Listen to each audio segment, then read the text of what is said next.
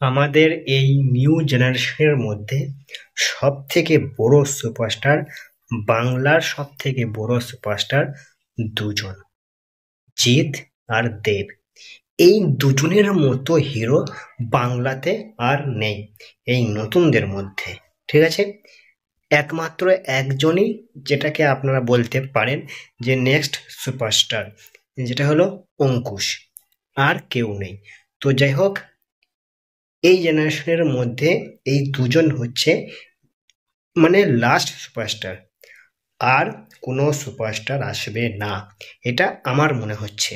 এবারে এই যে সুপারস্টার যে ট্যাগটা, এটা কিন্তু এমনিতে আসেনি, অনেক এর ফলে মেহনত ছিল, বহু দিনের পরিশ্রম ছিল, তারপরে সুপারস্টার এই ট্যাগটা লেগেছে। সবাই সাথী মতো মুভি হিট করাতে পারে না, সবাই আই লাভ ইউ এর মতো মুভি হিট করাতে পারে না। সাথী তখনকার যুগে অনেক দিন পর্যন্ত চলেছিল, রেকর্ড ব্রেকিং একটা ইনকাম করেছিল। তারপরে আই লাভ ইউ এই মুভিটাও কিন্তু, দেবের এই আই লাভ ইউ এই মুভিটাও কিন্তু বিশাল বিজনেস করেছিল তখন। তো যাই হোক, এই যুগে দাঁড়িয়ে এই নিউ জেনারেশনের মধ্যে আমি কিন্তু দুজন সুপারস্টারকে বাছলাম, জিৎ আর দেব। এই দুজনের পরে আর কোনো সুপারস্টার আসবে না বাংলাতে। তেমন কোনো দমওয়ালা সুপারস্টার কিন্তু নেই, দমওয়ালা হিরো কিন্তু নেই, যে এই হিরোটা মানে এক চান্সে আমি বলতে পারি যে হ্যাঁ, এই বাংলার নেক্সট সুপারস্টার। কেউ আছে কি? কেউ নেই, আমার মতে বলে কেউ নেই। যেটা জিৎ দেব যেটা করতে পারে সেটা কেউ পারবে না করতে। এটা হলো আমার মানে বক্তব্য।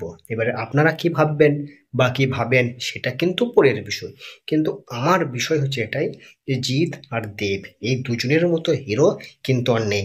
আমি কিন্তু নতুনদের মধ্যে বললাম, আমি প্রসেনজিৎ, তারপরে তাপস পাল, এদেরকে আমি ধরছি না, মিঠুন, এদেরকে আমি ধরছি না, এরা কিন্তু মাস্টারপিস হিরো, এদেরকে আপনি বাদই দেন।